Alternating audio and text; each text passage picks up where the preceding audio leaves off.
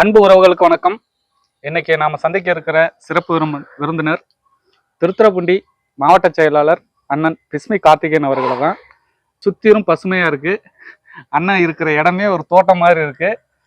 ரொம்ப அமைதியாகவும் பசுமையாகவும் அண்ணன் இருக்கிற மாதிரி இருக்கு.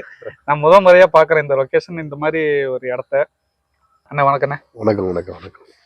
எப்படிண்ணா இந்த ஒரு சூழல்ல இயற்கையோட இருக்கணும் அப்படின்ட்டு நம்மளால அண்ணன் எல்லாம் சொல்லும் போது அதே மாதிரி இருக்கணும்னு ஒரு ஆசை இருந்துச்சு. கண்டிப்பா அந்த மாதிரி அண்ணன் சொல்ற எல்லாமே செஞ்சு வச்சு எல்லாம் இந்த களைக்கொல்லி எல்லாம் அடிச்சு காலி பண்றாங்க. நீங்க எப்படி வளர்த்துக்கிட்டு இருக்கீங்க களைக்கொல்லி எல்லாம் அடிக்க கூடாதுன்னு தான், ரசாயன உரங்கள் பயன்படுத்தக்கூடாது, களைக்கொல்லி அனுப்பக்கூடாது. அதை வந்து மாற்று சுழற்சியா நம்ம பயன்படுத்திக்கணும் அப்படின்றதுக்காக மறுசுழற்சியா மாடு வச்சிருக்கோம். மொத்த இதுக்கெல்லாம் தீவன புல்லா அது பயன்படுது.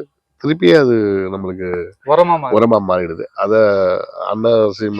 நம்மாழ்வார் சொன்ன கருத்துப்படி அதை அப்படியே அருமையான இயற்கையோட இணைஞ்சு வாழ்றீங்க. அது இந்த சூழ்நிலைகளை பார்க்கும் போதே தெரியுது. சரி, எப்படி ஒரு அடிப்படையான கேள்விதான், எப்படி நாம் தமிழர் கட்சிக்குள்ள வந்தீங்க? அதுக்கு முன்னாடி எந்த அரசியல் சூழல்ல இருந்தீங்க? இல்ல, நான் அதுக்கு முன்னாடி அரசியல்னால ஒரு வெறுப்பு.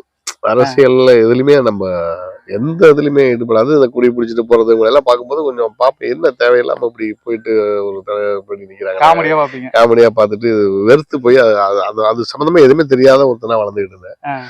அப்புறம் ஈழத்துல போர் நடக்கும்போது பிரபாகரனை பத்தி நிறைய நிகழ்வுகள் வந்தது. அப்புறம் படிக்கிற காலத்துல ஒரு ஆசிரியர், எனக்கு கோட்டூர் அரசு மேல்நிலைப்பள்ளி மூலியமா ஒரு ஆசிரியர் நம்மளை எடுக்கும்போது, அவரு உதயபுரம் ஆசிரியராக இருந்தப்ப அவரு வந்து சொன்னார் பள்ளிக்கூடத்துல தேசிய தலைவரை பத்தியும், அந்த ஈழ போராட்டத்தை பத்தியும், செங்கிலர்களை பத்தியும், நம்ம இன மக்களை எப்படி படுகொலை பண்றாங்க, அண்ணன் எப்படி போராடிட்டு இருக்காரு, விடுதலை புலிகள் இயக்கம் எப்படி போராடுது, ஒவ்வொரு நிகழ்வையும் அப்படி சித்தரிச்சு அந்த குறைஞ்ச நேரத்துல வகுப்புல நம்மளுக்கு பாடமா எடுத்தார். அதை அவரோட அதுக்கப்புறம் தான் அந்த தேடல் எனக்கு வந்தது.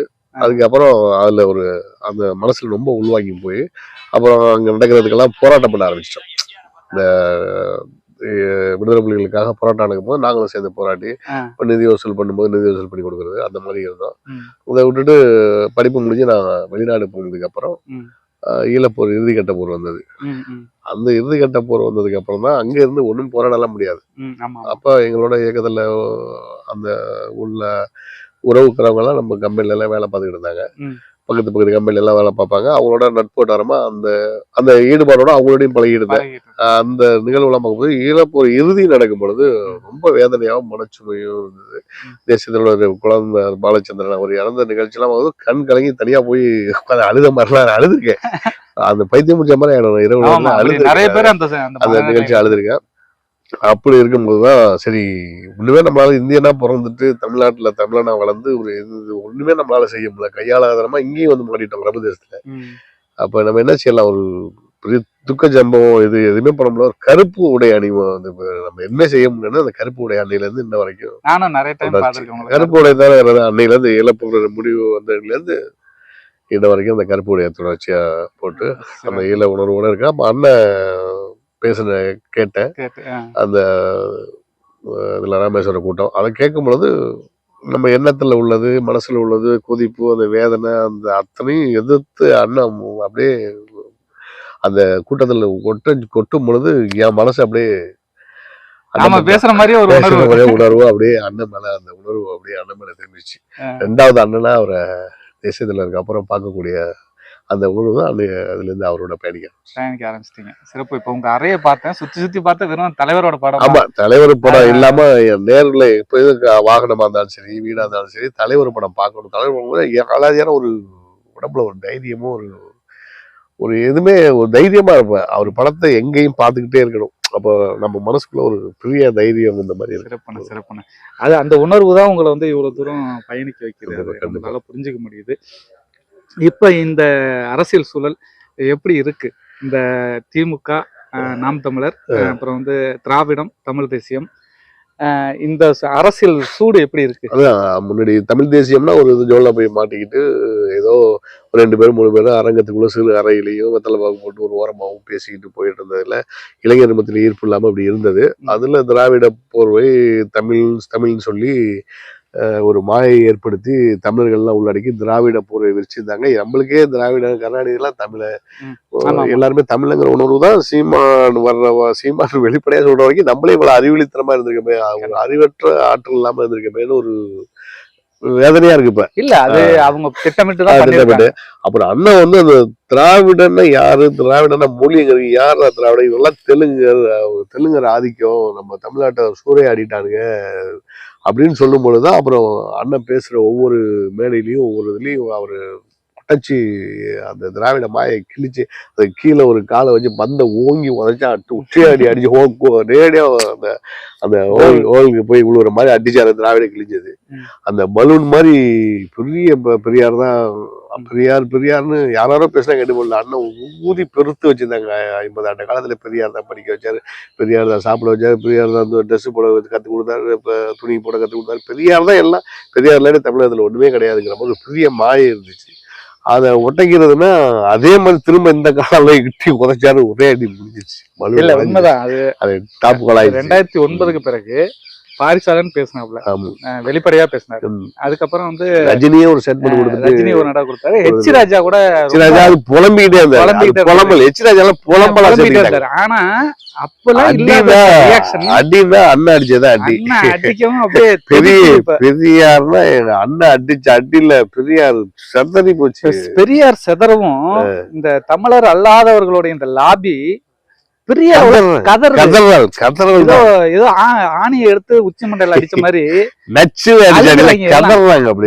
அழுகுறாங்க. இந்த எதை தின்னா பித்தம் தெளியும் பதில் சொல்ல முடியல. என்ன பிரச்சனைனா அண்ணன் கேக்குற கேள்விக்கு எதிரா பதிலே சொல்ல முடியல. பதில் சொல்ல தயந்துட்டு நான் சொல்ல மாட்டேன், நான் பண்ண மாட்டேன், நான் பேச மாட்டேன், நீ ஆதாரம் கொடு.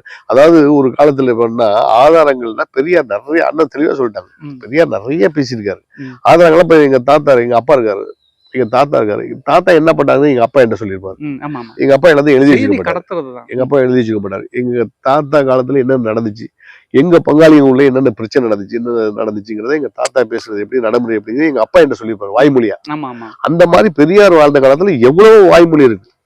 ரெண்டாவது இப்ப கூட ஏதோ புதுக்கோட்டையில ஒரு ஐயா இருக்காருன்னா நிறைய பேர் இருக்காங்க வாய்மொழியா கேட்டவங்க. பெரியார் இப்படிதான் பேசுவாரு சொல்றாங்க. இப்ப வெளிப்படையா சொல்றாங்க. எங்க அப்பா சொல்லி இருக்கிறாரு, பெரியார் இந்த மாதிரி பண்ணுவாரு, இது மாதிரிதான் பேசுவாரு அப்படின்னு இப்ப எல்லாருமே வெளிப்படையா சொல்ல ஆரம்பிச்சாங்க. எங்க அப்பா சொன்னாரு, நான் அந்த கூட்டத்துல இப்படி பேசுறேன், எங்க அப்பா சொன்னாருன்னு எல்லாருமே சொல்ல ஆரம்பிச்சிட்டாங்க. இது மறைமுகமா ஒரு மாயை உருவாக்கி இருந்தாங்க. அண்ணன் அடிச்ச அடியில எங்க இருந்தும் முடியாது உழுது கொட்டுறாங்க. இப்ப அண்ணன் சொன்னதான் தாண்டி கொட்டுறாங்க. அண்ணன் சொன்ன ஒரு கருத்து தான் இப்ப பல கருத்து வந்து உள்ள இணையதளத்துல அதுதான் இளைஞர்கள் நிறைய போய் அண்ணனை தொடாம விட்டு இருந்தா கூட அந்த ஒரு 2 நாள் பேச்சோட அது முடிஞ்சு போயிருக்கும். இப்ப இவங்க ரியாக்ட் பண்ணவும் அண்ணனுக்கு ஒரு வலிமையை பக்கத்துல இருந்து கதற அண்ணனுக்கு வலிமை கூடுது. நேற்றைய சம்பவம் கூட நாம் தமிழருக்கு மிகப்பெரிய அளவுல விளம்பரமாக இருந்தது. ஆமா, அதுக்குள்ள அண்ணன் நகைச்சுவையா எடுத்துக்கிட்டாருல, நீ வீட தேடி வரேன்னு சொல்லிட்டு அண்ணன் நகைச்சுவையா உங்களுக்கு சேர்த்து பிரியாணி சொல்லி கண்டிப்பா. அதனால அது சிறப்பான விஷயம் தான். ஆனா இந்த தளம் இப்ப நாம் தமிழர் கட்சி 2026 திருத்துறைப்பூண்டி சட்டமன்ற தொகுதி எப்படி இருக்குன்னு நீங்க நினைக்கிறீங்க?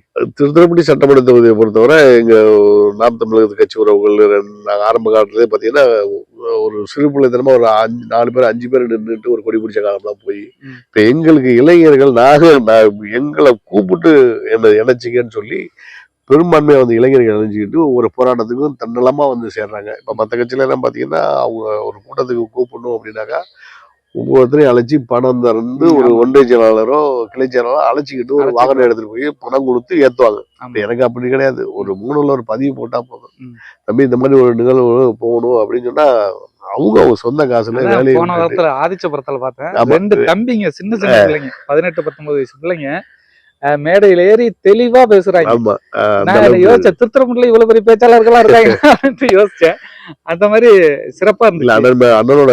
அதாவது அதுக்கு காரணம் அண்ணன் தான். அது எப்படின்னாக்கா ஒவ்வொரு மேடையிலயும் அவரோட கருத்துக்களை எடுத்து சொல்லும் பொழுது ஒரு வரலாற்று பூர்வமான தகவல், மற்ற அரசியல் கட்சி மாதிரி அத ஒரு மற்ற கட்சி இழிவா பேசுறது, அந்த கட்சியோட குறைபாட்டை சொல்லிட்டு எப்படி அண்ணன் வந்து இயற்கை, மண் வளம், வரலாற்றுக்கு முன்னாடி யார் என்ன பண்ணா, நம்ம தமிழ் முன்னோர்கள் எப்படி இருந்தாங்க, அவங்க எப்படி கட்டமைச்சாங்க, வரலாறு, இயற்கை, பல்வேறு பறவைகள், இதுக்கு உணவு, தண்ணீர், பல்வேறுபட்ட அரசியல், விஞ்ஞானம், கலை எல்லாத்தையும் அந்த மேடையில அண்ணன் கற்பிக்கிறார். அது ஒரு பெரிய டாக்டரேட் பட்டம் வாங்கின ஒரு பல்கலைக்கழகத்துல பயிற்சி பெற்ற மாதிரி. ஆமா நல்ல பயிற்சி பெற்றதுக்குள்ள சில பேர் விலக்கி போயிடுறாங்க. ஆமா நல்ல பயிற்சி ஆகி அது போனா போட்டு நல்ல பயிற்சி ஆயிட்டு பிசுறுங்களா இருக்கும். நல்ல பயிற்சி ஆகிட்டு நிறைய பேர் விலகி போறாங்க. மொத்தத்துல ஒரு அடையாளமா அண்ணனை வச்சுதான் ஒரு அடையாளம். ஆமா கண்டிப்பா. அண்ணன் ஒரு அண்ணனோட வேதனையை சொல்லி வந்தாரு. அண்ணன் உழைப்பு, கடுமையான உழைப்பு, அண்ணனோட உழைப்பு வேதனை. இப்ப யாரும் அது மாதிரி அந்த நேரத்துல ஒரு இக்கட்டான சூழ்நிலையில அந்த தேசிய தலைவரையும் தேசிய தலைவர் சார்ந்த இயக்கத்தையும் தீவிரவாத இயக்கமா ஒரு உருவப்படுத்தி கைது பண்ணி கொடுமைப்படுத்தக்கூடிய காலகட்டத்துல எதிர்த்து நின்று வாடா சிறை தானே வா அனுபவிக்கிறேன் அப்படின்னு போராடுற கூட இருக்கு. அது யாருக்கும் வந்துடாது. கண்டிப்பா. அப்பா கொடுத்த கட்சி, ஐயா கொடுத்த கட்சி, அவங்களுக்கு இவங்க கொடுத்த கட்சி, அதுல உள்ள புண்ணு வந்ததுல கிடையாது. தனியா நின்று அடிச்சு தீவிரவாதின்னு சொன்ன ஒரு தலைமையா எடுத்துக்கிட்டு, முன்னுதாரணமா எடுத்துக்கிட்டு, முன்னோடியா எடுத்துக்கிட்டு, இப்ப சொல்றாங்களே எங்களுக்கு அவரு முன்னோடி, தேசிய தலைவர் தான் என்னோட ஆசான், அவர் தான் எங்களுக்கு தலைமைன்னு சொல்ற ஒரே தைரியம் அவருக்கு இருந்துச்சு. அந்த அந்த தைரியத்தோட உருவமும் அவருக்கு இருந்துச்சு. அண்ணனோட அண்ணன் எப்படி பாக்குறோமோ அதே மாதிரி இந்த அண்ணனையும் நம்ம அதான் ஒரு நண்பர் சொன்னாரு என்கிட்ட, தமிழீழ தலைவனை தமிழ் தேசிய தலைவனா மாத்தினது சீமான். கண்டிப்பா கண்டிப்பா கண்டிப்பா. அந்த அதுக்காகவே நான் சீமான் கூட இருக்கணும் அப்படின்ட்டு ஒரு நண்பர். இந்த அளவு சீமான் இல்லைன்னா பிரபாகரன்ங்கிற அந்த ஒரு மறந்து போயிருக்க இளைஞர்களுக்கு எல்லாம் போய் சேர்ந்திருக்காது, மறக்கடிச்சிருப்பாங்க. அந்த உணர்வு எல்லாம் நம்ம உணர்வு நம்ம மக்கள் கண்டு எதிர திராவிடம் ஆரியம் ரெண்டும் சேர்ந்து உறுதியாக அவர் கலைஞர் அந்த நேரத்துல ஐயா கலைஞர் வந்து எப்படி அந்த ஆட்சி அதிகாரத்தை வச்சுக்கிட்டு தமிழர்களை எல்லாம் போராட விடாம தடுத்து கட்டமைச்சு பெரிய தீக்குளிச்ச முத்துக்குமார் கூட வயிற்று வழியா தீக்குளிச்சாரு, கட்டமைச்சு அமுக்கினாரோ அதே இதுல கலைஞர் சாவறதுக்குள்ள எல்லாத்தையும் முடிச்சு போயிருப்பாரு. பிரபாகரன்ற ஒரு உணர்வே இல்லை. இப்ப என் பிள்ளைக்கு பிரபாகரன் வச்சுக்க, அந்த பிள்ளைக்கு பிரபாகரன் வச்சுக்க, பல ஜெம்பர் பிள்ளைக்கு பிரபாகரன் பேர் வச்சுக்கிட்டு கொஞ்ச நாள்ல பாருங்க பள்ளிக்கூடத்துல வாத்தியார் பிரபாகரன் பேர் அதிகமாகிற அளவுக்கு அந்த உணர்வு அந்த மனோட எல்லாரும் எழுச்சியா கொண்டு சேர்த்தாரு அண்ணன். அதுக்காக வந்து நம்ம அண்ணனுக்கு வழுக்க முழுக்க கடனை போட்டு உண்மையா இருக்கணும். கண்டிப்பா கண்டிப்பா. அடுத்ததாக நம்ம இன்னைக்கு இருக்கிற சூழ்நிலையில அண்ணனை கைது செய்யணும் அப்படின்னு சில பேர் பேசிட்டு இருக்காங்க. கைது செஞ்சா அதுக்கான வாய்ப்புகள், கைது செஞ்சா அண்ணன் தான் எதிர்பார்க்கிறாருல. அண்ணனுக்கு அறிவாயுதம் இன்னும் நிறைய புத்தகங்கள் படிக்கிறேன். எனக்கு சிறைச்சாலையில போனா இன்னும் வெறிகொண்டு வருவேன், இன்னும் கடுமையா தாக்குவேன். அண்ணன் உள்ள போனா இன்னும் அதிகமான ஒரு மத்த கட்சிக்காரங்களா அண்ணன் உள்ள போயிட்டாரு, அவங்க அரெஸ்ட் பண்ணாங்கன்னா அடிப்பாங்க, அதெல்லாம் செய்யாதங்கிறாரு அண்ணன். எதையுமே செய்யாத, நான் உள்ள போனா இன்னும் அதிவேகத்தோட வருவேன் வெளியில, நீ அமைதியா படிப்பேன், இன்னும் அதிவேகமா வரும், நான் வருவதான் தாங்க முடியாது. ஒரு இடம் உள்ள போனா எனக்கு பல்லாயிரக்கணக்கான சக்திகள், எனக்கு பல புத்தகங்கள் படிக்க நேரம் இல்லை, உள்ள போய் அமைதியா படிச்சுட்டு வந்து தாக்க அந்த அறிவாற்றலோட தாக்குவேன். அண்ணன் எப்படி ஆயுதம் ஏந்தி ஒரு பின்வாங்கலுக்கு அப்புறம் தாக்குறாரு, சர்வதேச ஆயுதங்களோட அண்ணனை அட்டாக் பண்ணும்போது அண்ணன் கொஞ்சம் பின்வாங்குவாரு. மட்டக்களப்புல இருந்து உள்ள போயிட்டாரு, வவுனியால இருந்து உள்ள போயிட்டாருப்பாங்க, திடீர்னு பார்த்தா எய்த்து அடிப்பாரு. அந்த மாதிரி அண்ணன் சிறைச்சாலைக்கு உள்ள வச்சுட்டு வெளியில விட்டா அட்டாக் கடுமையா இருக்கும், அந்த வேகம் அதிகமா இருக்கும், புலிப்பாய்ச்சல். கண்டிப்பா.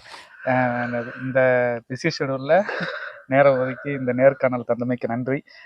ரெண்டாவது வந்து இந்த சூழல் ரொம்ப அழகா இருக்கு, அப்படியே மெயின்டைன் பண்ணுங்க. நாங்களும் வரும்போதெல்லாம் உங்களை சந்திக்கிறோம். நிச்சயமா வாழ்த்துக்கள். நன்றி வாழ்த்துக்கள். இதுக்கு நான் தான் நன்றி சொல்லணும். அண்ணனோட நினைவுகளை திரும்ப கண்டிப்பா நம்ம அத நீங்க சொன்னீங்கல்ல, தலைவரோட முகத்தை நம்ம பார்த்துக்கிட்டே இருக்கணும், அது நமக்குள்ள ஒரு உணர்வை கொடுத்துக்கிட்டே இருக்கணும். அது மாதிரி நம்ம அண்ணனும் நம்மள வந்து உண்மையை நான்லாம் இந்த அளவுக்கு மைக்க பார்த்தா காணொலியெல்லாம் பார்த்தா விரண்டு ஓடுவேன். நமக்கு அது அப்படியே பதறம் கடந்துகிட்டு, அதே அண்ணன் ரெண்டு அண்ணன் அந்த மாதிரி வந்து நமக்கு அவர் கொட்டினாரு. ஒரு கட்டத்துக்கு மேல திரும்ப நம்ம வெளியில இதுல நம்ம இந்த கூட்டம் நடந்துச்சுல, நம்ம ஒருநாடு கூட்டம், எல்லாரையும் பேச கத்து கொடுத்துட்டு என்ன பேசுறதுக்கு எல்லாரும் பேச ஆரம்பிச்சுட்டான். பல்கலைக்கழகத்துல எல்லாரும் படிச்சுட்டா, எல்லாரும் பேச ஆரம்பிச்சா எனக்கு நேரம் கொடுக்க மாட்டானுன்னு சொல்லி காமெடியா நகைச்சுவையா சொல்லிட்டு போனாரு. அது உண்மைதான். அண்ணன் எல்லாருக்கும் எல்லாமும் நல்ல அறிவாற்றல் உள்ள பிள்ளைகளை உருவாக்கிட்டார். பல லட்சக்கணக்கான சீமான்களை உருவாக்கிட்டார். பிரபாகரன் என்ற ஒரு பெரிய வீரத்தோட கொண்டு போய் அறிவாற்றலை சேர்த்து தெளிவுபடுத்தினாரு. ஆமா. தமிழன்னா என்னங்கிறத நம்மளுக்கு தெளிவுபடுத்தின வீழ்த்த ஒற்றை முடியாது. மனிதன் அவர் தான். நம்மளுக்கு வீழ்த்த முடியாது. வீழ்த்த முடியாது. தமிழ் தேசியத்தை இந்த அளவுக்கு இது வரைக்கும் யாரும் கொண்டு வரல. கொண்டு வரலாம். அண்ணன் தான் கொண்டு வந்திருக்கிறாரு. கண்டிப்பா. நன்றிண்ணா. நன்றி நன்றி.